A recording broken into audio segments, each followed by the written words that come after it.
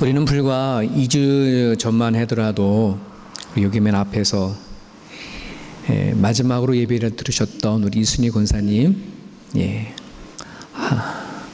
주중에 돌아온 지난 주일이죠. 지난 주일날 저녁에 하나님의 부름을 받고 또 주중에는 하나님을 이제 배웅을 저들이 했습니다.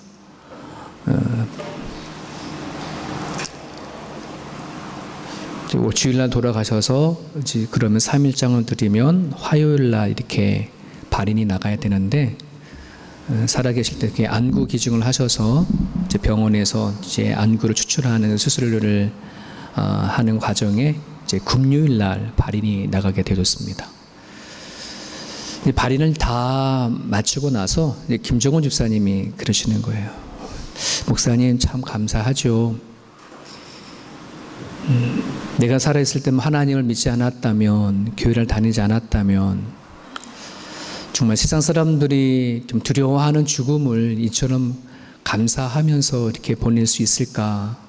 그러니까 예수님 믿고 교회 다니는 게 얼마나 감사한지. 그 말을 이제 발인 예배 다 끝나시고 하셨어요. 그 말을 듣고 나서는 또 한번 생각하기를, 그렇구나. 우리 그리스도인들은 살아도 복이고 죽어도 복이구나. 그런 걸 우리 마음속에 다시 생각이 되셨습니다. 여러분 살아도 복되시고 죽어도 복되는 거, 이게 얼마나 큰 은혜인지 여러분들이 깨닫고 살아갈 수 있었으면 좋겠습니다.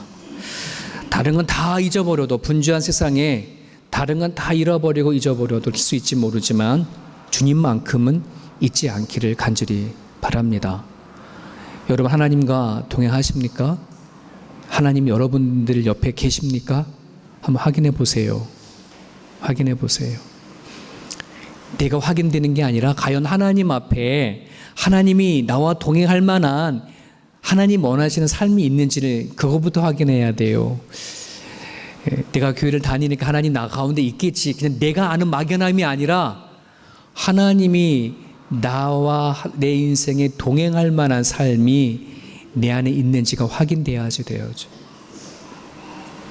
저는 여러분들이나 정말 그러한 삶이 저와 여러분 가운데 있기를 주님의 이름으로 축복합니다. 오늘 요엘서의 이 요엘은 선지자 이름입니다. 그래서 요엘은 여호와는 하나님이시다, 이 말 자체 안에 이미 강한 파워가 있고 메시지가 있어요. 이름 자체 안에 여호와는 하나님이시다. 요엘은 남유다의 8대 왕이었던 요시야 왕 때 활동하던 그런 선지자였는데요. 오늘 이 저와 여러분이 같이 읽었던 이 말씀을 이해가 되어지려고 한다면 그 당시에, 즉 요엘이 활동했던 그 당시의 정치적인 상황이 되게 복잡하고 그러거든요. 그거를 아셔야 되는데요. 아주 축약해가지고 짧게 얘기할 테니까 정신을 조금 바짝 들여서서 들었으면 좋겠습니다. 요엘이 활동하던 이 요시야의 왕을 얘기하려면 요시야의 징조 할아버지, 남유다의 요시야의 징조 할아버지 여호사밧 왕부터 시작해야 합니다. 4대 왕이었어요. 그러니까 남유다와 북이스라엘은 솔로몬의 아들 때부터 나눠졌지요. 그죠? 여호야담과 르호보암이 이제 남유다는 르호보암이 1대 왕이었는데 그때부터 쭉 해서 4대의 여호사밧이 왕이었을 때에 이 북이스라엘은 7대 왕 아합이 왕이었었어요. 근데 이 여호사밧이 아합 왕하고 친분이 가까워서 늘 좋은 교통을 하고 있었어요. 근데 우리가 잘 알고 있다시피 아합 왕의 아내 이세벨, 아주 유명한 사람이죠. 시돈 사람인데 바알과 우사랑을 섬겼던 그러한 여인이었어요. 그 시돈이라는 지역이 이방 종교고 우상의 종교였거든요. 그렇게 친분이 있다 보니까 이 여호사밧이 아합 왕하고, 야, 우리 정략 결혼하자, 또 동맹하자, 이런 이유를 가지고 우리 아들과 나의 아들과 너의 딸과 결혼시키자. 그러니까 여호사밧의 아들 여호람하고 아합 왕의 딸 아달랴하고 결혼을 시켰어요. 근데 이 아달랴가 누구랑 똑 닮았냐면 자기 엄마 이세벨이랑 똑 닮았어요. 저거 봤냐? 좀 못 봤는데 성경에 어떻게 했는지 말이죠. 이 아달랴가 똑같이 엄마가 섬겼던 바알과 아세라 신을 믿었고, 그리고 이 북이스라엘의 이세벨이 여왕이 왕비가 되어지면서 그 땅 위에 북이스라엘의 바알과 아세라가 들어가기 시작을 했고요. 아달랴가 남쪽으로 이제 여호람이랑 결혼해서 여호람이 5대 왕이 되어졌을 때에 아달랴를 통해서 뭐가 들어왔을까요? 역시 바알과 아세라 신이 들어오게 되어졌고, 남쪽 유다 땅 안에 종교적으로 오염이 되어지기 시작을 했습니다.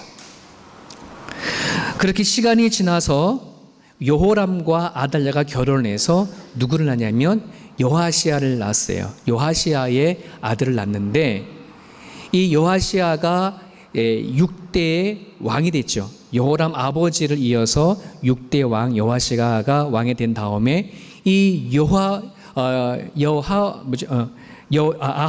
아하시아가 6대 왕으로서 또 역시 북쪽에 있는 요람 왕하고 친분이 있었어요. 그러니까 이 아하시아가 북쪽에 있는 요람과 친분이 있어서 한 번은 그랑 같이 이제 북이스라엘을 방문했는데, 방문하던 그 찰나에 요람의 군대장이었던 예후가 구테타를 일으켰어요. 구테타를 일으켜서 요람을 죽이고, 그리고 북이스라엘에서 방문했던 아하시아도 죽여버렸어요. 그러니까 하루아침에 북이스라엘의 왕도 죽게 되어졌고 남쪽 왕도 죽어졌어요. 자, 이 틈을 타서 누가?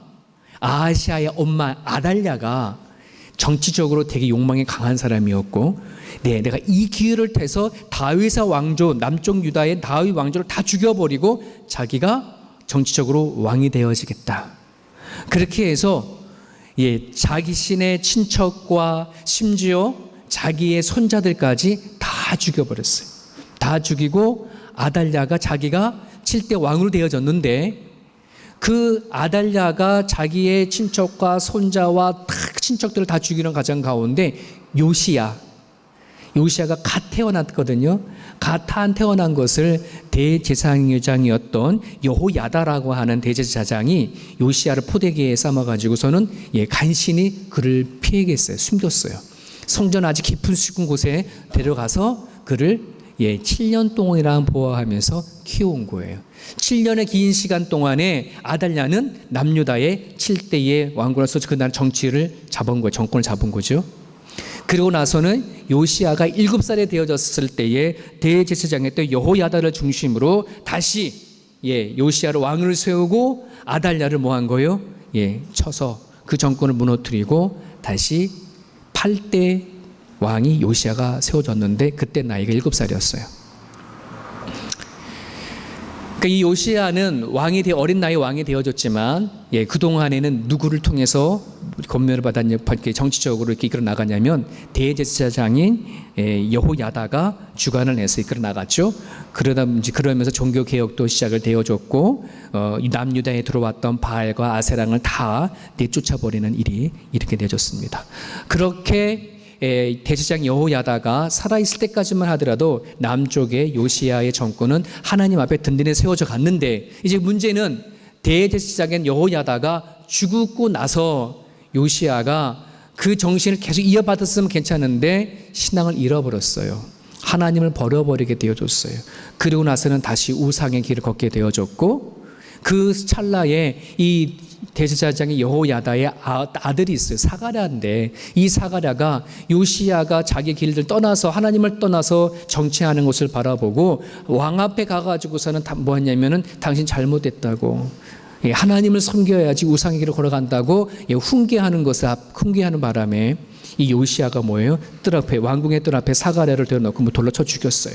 자기의 은인이거든요. 은인의 아들이거든요. 이처럼 요시야가 다른 길을 걷게 되었어요. 그 무렵에 남쪽 유다에는 전혀 한 번도 경험하지 못했던 메뚜기 재앙이 일어나게 되어졌어요. 메뚜기 재앙이 일어나서 남쪽의 유다 땅에 있던 수많은 곡식들은 하나도 남김없이 다 뜯어먹게 되어졌고, 심지어는 성전에서 드려지는 이 제사 드릴 때 쓰는 포도주조차도 없어가지고선 제사를 드리지 못할 정도로의 그런 궁핍한 그런 상황이 되어진 거예요. 그때의 요엘이 하나님의 말씀을 듣고 요시아한테 가가지고서 목숨을 내놓고 뭐 하는 거예요? 하나님 말씀을 선포하는 것이에요. 쉽지 않은 것이죠. 왜 사가랴가 그런 일을 했다가 요시아한테 돌을 쳐맞아 죽었는데, 자기가 또한 요엘 또한 그래 죽으면 죽으리라, 그래 하나님이 자기한테 주신 말씀을 요시아에게 선포한 메시지가 오늘 저와 여러분 말 같이 읽었던 이 내용의 메시지예요. 그래서 12절에 보면은 여호와의 말씀에 너희도 이제라도, 이제 알겠습니다, 이제라도 금식하고 울며 애통하며 하고 마음을 다하여 내게 돌아오라. 이때 이제라도 하는 의미를 알겠습니까? 지금 이스라엘 남유다의 그 땅에는 안에는 지금 요시아가 하나님을 버리고 떠남으로 인하여서 메뚜기 떼약으로 인해서 그 땅이 이제는 완전히 존폐의 위기가 달려져 있고, 심지어 제사조차 드릴 수 없는 그 상황 속에서 하나님 요엘을 통해서 말씀하시는 거예요. 이제라도 돌아와라. 이제라도 돌아와라.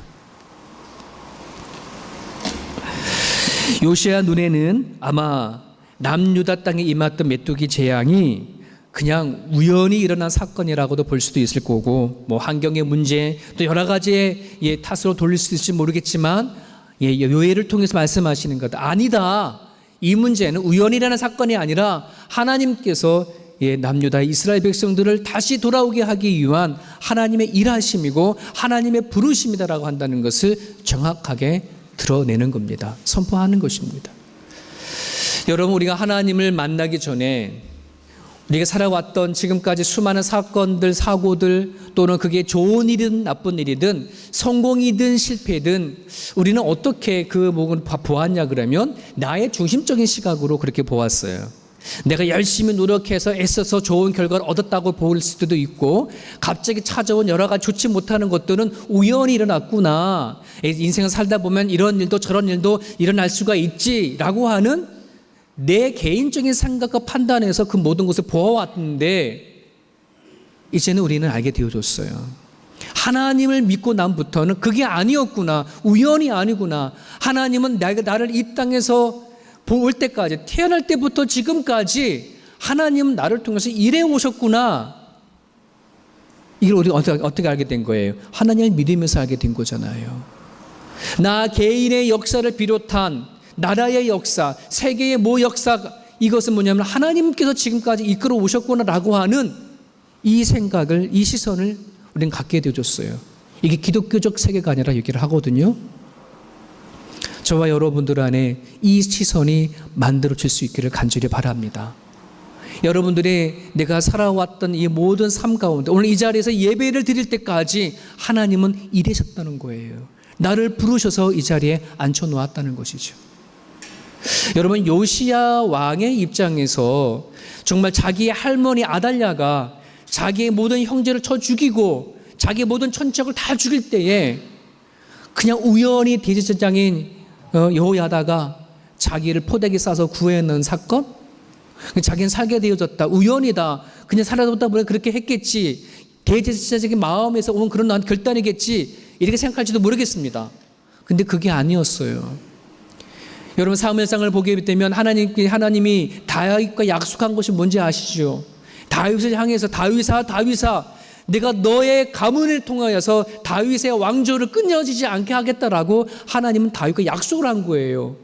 근데 만약에 아달랴가 구테타를 일으켜서 지금 남쪽에 있는 모든 다윗의 왕조를 다 죽여버렸다 버리면, 요시야가 살지 못했다면 하나님 그 약속은 이루어졌을까요? 이루어질 수가 없는 거예요. 요시야의 그 어린 핏덩어리가 여호야다의 품에서 살아있는 것 자체가 하나님께서 뭐 하는 거예요? 하시는 거예요. 약속을 이뤄가시기 위한 하나님께서 만들어 가신 거라는 말이죠. 우연히 일어나는 일이 아니에요. 하나님은 지금도 우리들에게 약속하시고 약속을 이루어 가시는 것이에요. 여러분들이 하나님 성경을 읽다가 야 이거는 아브라함의 약속이나 다윗의 약속이나 누구 약속이거나 이렇게 읽는 게 아니라 성경을 읽어 나가면서 하나님이 당신의 백성들에게 약속했던 그 약속을 내 약속으로 받는 거예요. 그게 성경을 읽는 방법이에요. 우리가 성경을 읽을 때 성경이 이렇게 되어졌구나, 하나님께서 이런 사람을 불러서 이런 사람 이렇게 이끌어 나가셨구나, 남 얘기처럼 읽는 것이 아니라 성경을 내가 나한테 하신 말씀으로 받아들이고 내가 예수님을 믿을 때, 하나님을 믿을 때 하나님은 나에게 어떤 약속을 했지? 그 약속을 붙잡고 기도하고 살아가는 것이에요. 그럴 때 하나님은 약속을 붙잡고 살아가는 그 사람에게 나는 반드시 그 일을 하겠다라고 성경을 통해서 약속하시는 거예요. 오랫동안 내가 신앙생활하고 믿어왔지만은 왜 나한테 아무 일도 일어나지 않지? 하나님의 살아계신 역사가 나한테는 왜 아무런 일도 일어나지 않지? 내가 하나님이 붙잡는 약속이 없기 때문에, 붙잡고 살아가는 실존이 없기 때문에, 붙잡고 살아가는 구체적인 삶이 없기 때문에 그래요. 오늘 저는 여러분 하나님께서 나를 통해서 일하신다는 사실을 여러분 믿고 살아갈 수 있기를 바랍니다. 그래야 그 믿음 가운데 내가 변하고 삶이 바뀌어지고 내가 바뀌어져 간다는 사실이에요. 요엘 1서 2장 32절 같이 한번 읽어보겠습니다. 주부에 기록된 말씀 같이 읽어볼게요. 시작. 누구든지 여호와의 이름을 부르는 자는 구원을 얻으리니 이는 나 여호와의 말대로 시온산과 예루살렘에서 피할 자가 있을 것이며 남은 자 중에 나 여호와의 부름을 받을 자가 있을 것이니라. 요엘이 선포한 구원, 누구든지 여호와의 이름을 부른다면 지금 기가 막힌 이 땅에, 모든 이 땅에서 메뚜기 재앙으로 인해서 한 톨의 쌀도 나지 아니하는 그 상황, 모든 사람이 굶어 죽어가는 상황 속에 이제라도 너가 하나님 앞에 가슴을 찢고 돌아온다면 너희들이 약속했던 것을 이루어가겠다.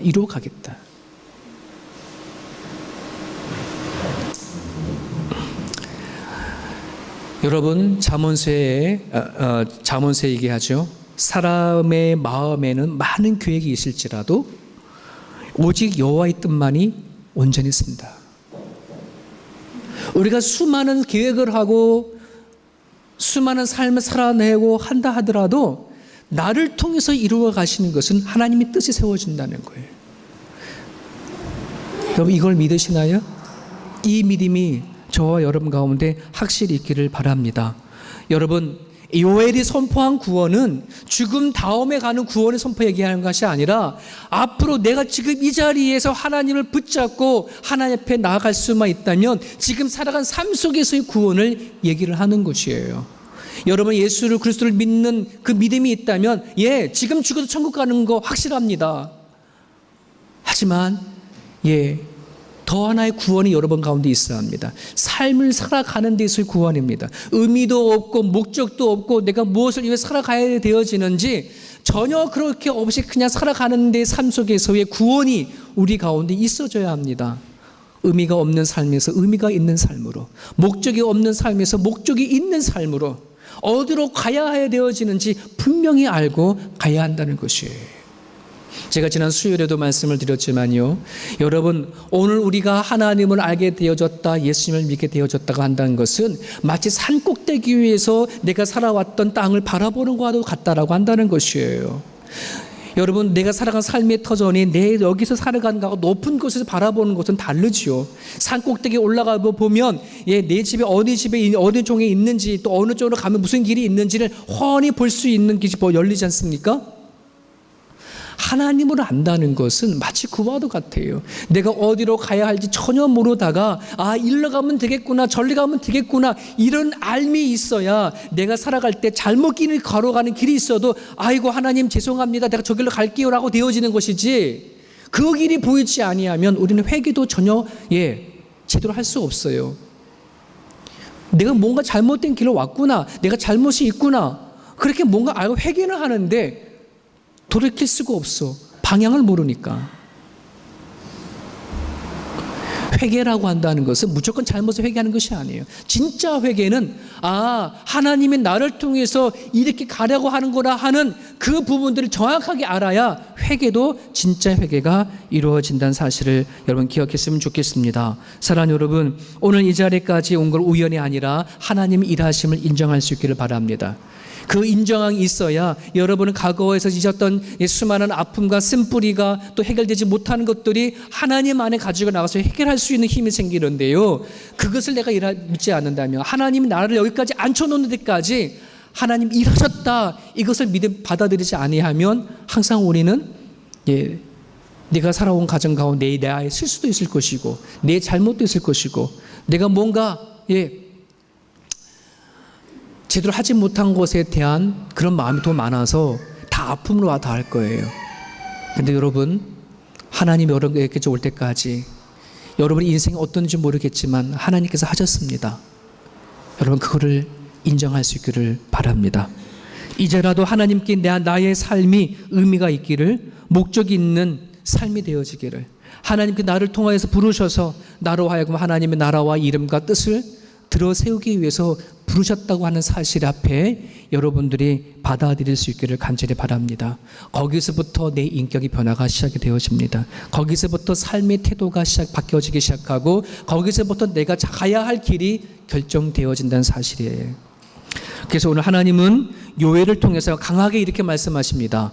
너희는 옷을 찢지 말고 마음을 찢고 돌아가라. 여러분, 이 말씀 의미를 모르시는 분이 없을 겁니다. 너는 옷을 찢지 말고 뭘 찢으래요? 마음을 찢으래요. 왜 이 말은 어떤 말이에요?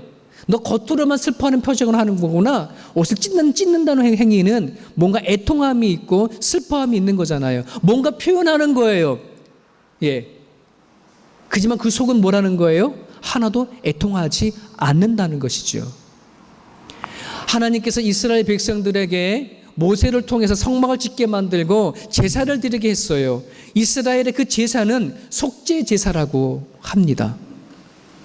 자기의 죄를 깨닫고 소를 잡고 양을 잡고 비둘기를 잡으면서 이 동물 대신에 나 대신에 이 동물이 죽습니다라고 하는 그런 제사를 드려지는 거거든요.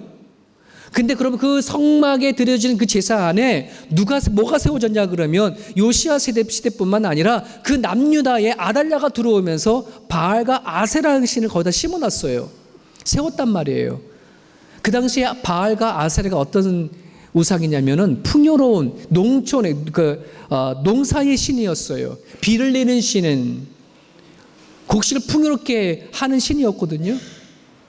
지금 이스라엘 백성들은 성막에서 제사를 드리면서 하나님께서 속죄 제사를 드려요. 양을 잡고 소를 잡아요.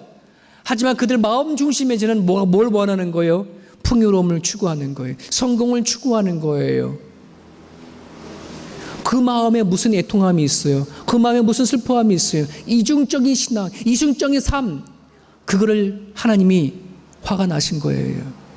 여러분, 오늘 우리가 드려지는 이 예배의 본질이 어디서부터 되어져야 되느냐? 속죄하는 제사, 내 죄를 애통하는 그 마음부터 이 예배가 시작이 되어져야 돼요.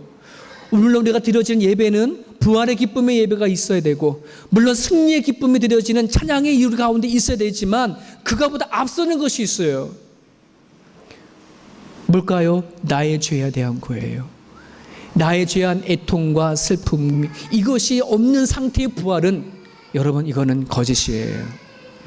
내가 내 안에 있는 하나님에 대한 내 죄를 용서해 주신 예수님에 대한 가치와 하나님의 가치를 깨달지 못한 채 드려지는 승리의 그 찬양은 거짓이에요. 하나님은 그거를 막으신 거예요. 사랑하는 여러분, 오늘 저는 여러분들이나 하나님 앞에 나가서 드려지는 예배나 그 삶이 이중적인 삶이 되어지지 않기를 간절히 바랍니다. 과연 내가 하나님께서 나의 중심을 보셔서 무엇을 가지고 애통해 하는지, 무엇을 아파하는지 하나님의 마음으로 내 죄를 살필 수 있기를 주님의 이름 축복합니다. 내 안에 숨겨놓은 죄가, 습관적인 죄가 무엇이 있는지 하나님 앞에 가지고 나아가서 고백되어 줄 수 있기를 축복합니다. 정말 그래야 내 안에 예수님의 부활이 무엇인지, 십자가 길을 걸어가셨는데 왜 가셨는지를 정확하게 알 수 있어요. 여러분, 마태복음 12장 34절에 있는 말씀인데요, 우리 같이 한번 읽어볼까요? 시작. 독사의 자식들아, 너희는 악하니 어떻게 선한 말을 할 수 있느냐? 이는 마음에 가득한 것을 입으로 말함이라. 겉옷을 찢지 말고, 옷만 찢지 말고 마음을 찢으라. 과연 그 마음을 찢는다는 것이 뭘까? 예수님께서는 이 땅에 오셔서 오늘 독사의 자식들아 이렇게 얘기했던 그 독사 자식이 누굴 뭘 가리키냐면 바리새인과 사두개인들이에요. 여러분, 우리가 지금 뭐 성경 안에서 바리새인들이 되게 못된 짓을 많이 했고 되게 야단 맞았다 해서 정말 별 볼 일 없는 그런 사람들처럼 취급하는데 그렇지 않아요. 예수님 시대의 바리새인들은 유대인들에게 존경받는 인물들이었습니다. 예. 하나님의 율법을 철두철미하게 지켰던 사람이고요. 신앙관을 따진다면, 종교의 삶을 따진다고 한다면 바리새인처럼 살 수 있는 사람들이 흔치 않았단 말이죠. 여러분, 목회를 교회를 이끌어 나갈 때에 목사의 마음에는 항상 성도들 주일날 빼르지 않고 정말 계속해서 주일을 잘 지켰으면 얼마나 좋을까, 예배를 정성으로 드리면 얼마나 좋을까, 선물로 다 봉사를 하면 얼마나 좋을까, 예, 하나님 앞에 11조 감사하고 잘 따박따박 잘 드리면 얼마나 좋을까, 이들이 그를 드릴 때까지 믿음이 자라면 얼마나 좋을까. 여러분, 이런 생각을 할 수도 있죠, 목사니까. 근데 여러분, 바리새인들이 그걸 다 한 거예요. 오늘날 목회자가 성도들을 양육하고 이끌어 나가는 데 있어서 바리새인은 하나도 걸리지 않고 최고의, 오늘날 목사들에게 최고의 사람이 될지도 모르겠어요. 근데 예수님은 그를 향해서 독사의 자식들을 얘기해요. 도대체 왜 그럴까요? 여러분, 바리새인들은 하나님을 통해서, 하나님을 믿으면서 받았던 율법이 있었어요. 할례가 있었어요. 종교적인 자신의 삶이 있고 도덕성들이 있었고 명성이 있고 인기가 있었어요. 학력이 있었어요. 높은 학식이 있었어요. 여러분, 하나님께서 그들에게 율법을 주시고 할례를 주시고 거기까지 세워가는 데 있어서 하나님 왜 그들을 세운지 아세요? 하나님을 사랑하고 사람을 사랑하고 그 일에 이거를 도그라스로 얘기를 한 건데, 그럼 이 도구를 썼으면 그걸 가지고 그렇게 해야 되는데 하나님 사랑, 사람 사랑은 아니고 뭐가요? 그 도구에 만족하는 거예요. 왜? 이 도구가 자기를 드러내 세우니까. 자신들이 율법을 지키고 자기들의 명성과 인기와 살고 있는 기득권이 자기를 높여지는 것이 되자 보니까 그것만 붙잡은 거예요. 여러분, 우리 오늘날 이 말을요, 현대로 좀 바꿔서 생각하면 이와도 마찬가지예요. 여러분, 오늘 우리들이 예배를 드리지 않습니까? 예배를 드리면서 물론 개인적인 능력이 있고 재산이 있고 명성이 있고 학력이 있고 업적이 있고 심지어 교회를 다니면서 여러분 나름대로 하나님을 통해서 받은 직분도 있을 거예요. 그런데 이것이 하나님을 사랑하고 사람을 사랑하는 데에 쓰여지는 도구가 아니라 그것이 내 자산이라고 생각한다면 그건 바리새인과 똑같은 거예요. 여러분, 자산이 뭐가 되어야 할까요? 여러분, 바울도 바리새인 중에 바리새인이었어요. 바울이 예수님을 만나고 나서 자기가 지금까지 했던 그 잘못된 옷을 내어 던지고 마음을 찢었을 때에 어떻게 찢은지 아세요? 자기가 지금까지 하나님부터 받았던 율법이나 할례나 명성이나 인기나 학식이나 그 모든 것들이 다 내어 던졌어. 왜? 그건 아무것도 아니야. 내 안에 예수의 가치, 하나님의 가치를 자기 재산의 목록에다 1호로 세우는 거예요.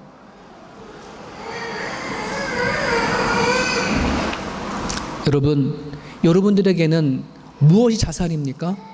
예수님이 자산일 수 있기 바랍니다. 여러분, 개인 통장에 있는 돈이 자산이 아니고 하나님을 알고 하나님이 내 안에 들어와서 같이 사는 것이 여러분의 삶의 자산일 수 있기 원하고요. 그리고 여러분들이 하나님 믿어온 가정 가운데 만들어진 수많은 능력과 재산과 명성과 학력과 업적과 그 직분들은 그냥 하나의 부채로 생각하세요. 왜? 이건 나중에 다 하나님 앞에 소멸되어져야 되는 거니까. 그죠? 사용되어져야 되는 거니까. 안 그렇습니까? 예, 돈 벌어서 남 주는 거예요. 공부 열심히 해서 남 주는 거예요. 여러분 열심히 살아서 예, 남 이렇게 해주는 거예요.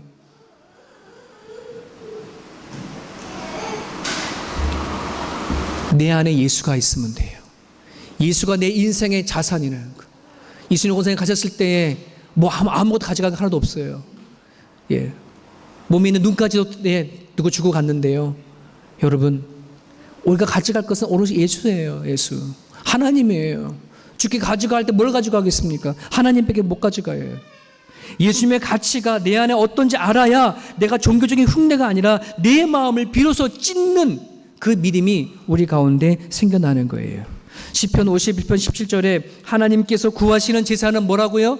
상한 심령이래요. 하나님께서 오늘 받으시고자 하시는 예배는 상한 심령이에요. 오늘 이 자리에 매일같이 여러분 드려지는 이 예배에 여러분의 가슴을 치는 상한 심령으로 하나님 앞에 나아가야 진짜 부활의 기쁨이 있고요, 승리의 기쁨이 있고요, 그제서야 내가 예수님 믿고 살아가는 은혜를 맛보며 살아갈 수 있어요. 애통함이 내가 하나님을 만날 수 있는 그의 길입니다. 나는 많은 사람들은 하나님과 동행한다 그래. 많은 사람들은 예수님을 만났다 그래. 나한테 왜 그렇게 보이지 않을까요? 그 문제는 내 마음을 하나님 앞에 찢는 마음이 없어서 그래요. 은혜롭고 자비롭고 노하기를 더디하시고 내 인생의 주관자 옆에 여러분의 마음을 토해내시고 나갈 수 있기를 주님의 이름으로 간절히 바랍니다. 이제라도 하나님께서 나를 여기까지 올 때 하나님 일이 하셨다, 나에게 일을 하셨다, 내 삶을 주관하신다 하는 그 믿음을 여러분을 가지시고 이제라도 하나님 앞에 마음을 토해내는 그런 삶이 저와 여러분 가운데 있기를 주님의 이름 축복합니다. 같이 한번 기도하겠습니다. 하나님 아버지,